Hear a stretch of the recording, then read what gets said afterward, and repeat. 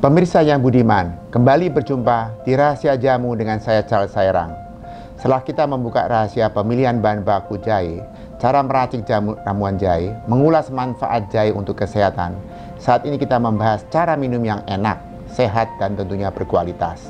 Silakan simak videonya dan dapatkan rahasia menarik di dalamnya.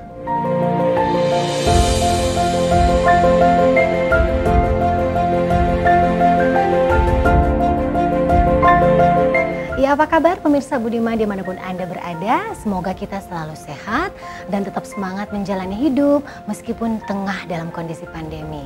Sekarang Joanna Sarah masih bersama Bapak Charles Sairang. Kita akan membahas lebih jauh lagi seputar manfaat daripada salah satu tanaman jamu yaitu jahe. Kita masuk kepada episode kita kali ini, yaitu bagaimana cara menikmati atau penyajian daripada minuman jahe. Gimana caranya biar kita bisa minum minuman jahe yang enak, sehat, dan berkualitas. Silakan Pak Charles. Ya, biasanya kalau nenek saya itu kalau minum jahe itu sebelum makan atau setelah makan. Nah, biasanya beliau mengatakan untuk supaya perut kosong, kalau minum jahe itu bisa menghilangkan langsung semua yang nggak enak di dalam. Nah, saat muak dan sebagainya. Jadi minum jahe dulu katanya. Tapi juga ada mengatakan, wah kalau perut kosong rasanya nggak enak juga.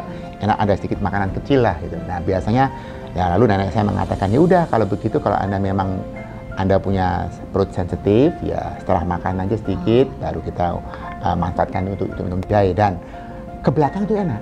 Jadi kalau saya minum jahe itu biasanya rutin ke belakang enak.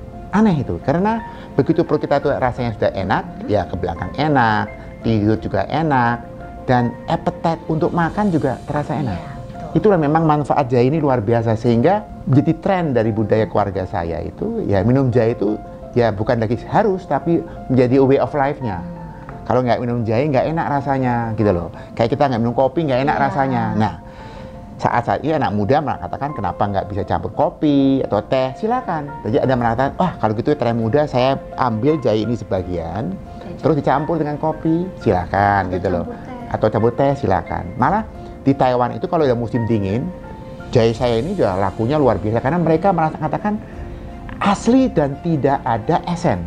Karena jahe ini juga bisa dibuat esen, rasanya bisa kayak seperti jahe, tapi manfaatnya nol. Nah ini bahaya karena sekali. Bukan jahe, Pak. Itu hanya enak di tempatnya mulut, tapi di perutnya nggak terasa sama sekali gitu loh. Atau cepat hilangnya. Karena begitu minum jahe, biasanya waktu untuk katakan meresap ke dalam tubuhnya cukup lama. Nah jahe ini kunci, maka itu kalau kita bandingkan dengan beberapa kawan-kawan saya yang katakan sebagai pengusaha jamu itu biasanya kalau kita bikin param kocok, tahu Pak. Param kocok kan tahu untuk katakan untuk katakan capek-capek ya, param pegel itu. Ada yang pakai katakan cabai pedas sekali, berarti sakit semua tuh nanti di kulitnya. Ada juga yang pakai jahe.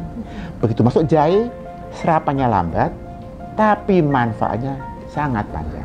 Jadi kalau minum jahe pagi, dia bisa bertahan untuk menjaga kesehatannya sampai sore. Nah dari sore kita malam kita minum jahe lagi, tidur pun enak. Pasang AC yang dingin pun kita nggak terasa dingin. Nah, jadi berarti jahe ini juga membantu blood circulation. Ya, itu berarti peredaran darah ini bagus sekali sehingga semua tubuh kita itu pasti sehat. Nah, ini uniknya orang tua. Saya punya pertanyaan nih Pak Charles. Kan saya pencinta minuman jahe, Pak. Setiap hari Pak saya minum jahe. Nah, sehat nggak sih Pak? Atau normal nggak sih Pak? Kalau saya tuh minum jahe pagi minum jahe, terus kemudian siang ada kesempatan sedikit. Jadi jahe ini sudah seperti air putih untuk saya Pak. Iya. Nah kalau biasanya kalau saya kayak makan cabai, ya kalau udah biasa makan cabai nggak enak. Iya. Nah kalau jahe, kalau saya yang pagi sore saya minum, ya kalau nggak minum pagi nggak enak. Nah pertanyaan saya itu adalah boleh nggak? Boleh nggak sebanyak itu? Nah mungkin kalau saya kurangin sedikit rasa pedasnya itu dengan katakan tambah air ya, dan kehangatan itu biasanya pakai air hangat hampir menuju panas ya.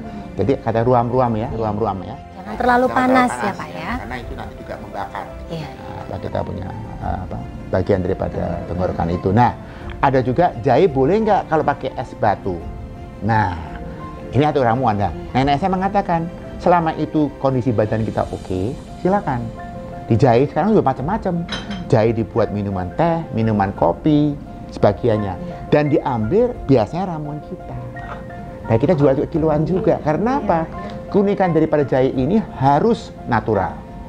Harus benar-benar katakan diambil daripada bahan-bahan yang bagus sekali. Dan harus tahu meramunya.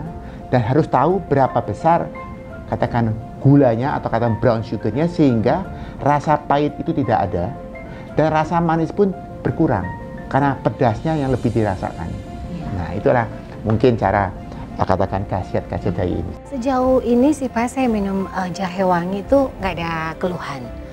Padahal Joanna juga perutnya agak sensitif Pak, tetapi minum jahe wangi ini cocok banget, enak banget. Makanya saya akhirnya jadi konsumsi jahe wangi terus, jahe wangi JMK.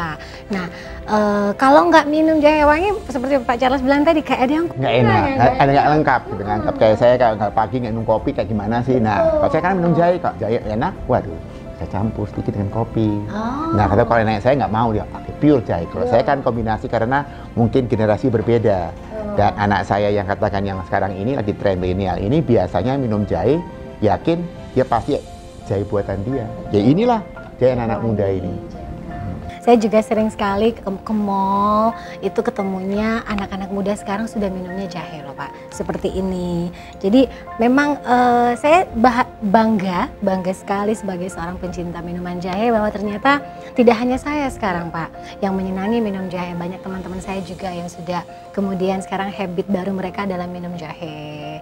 Itu luar biasa. Semoga dengan produk-produk juga yang bisa memudahkan untuk kami para milenial menikmati kenikmatan dan kualitas dari minuman jahe yang baik, itu membantu juga Pak Charles, seperti jahe wangi dari JMK ini.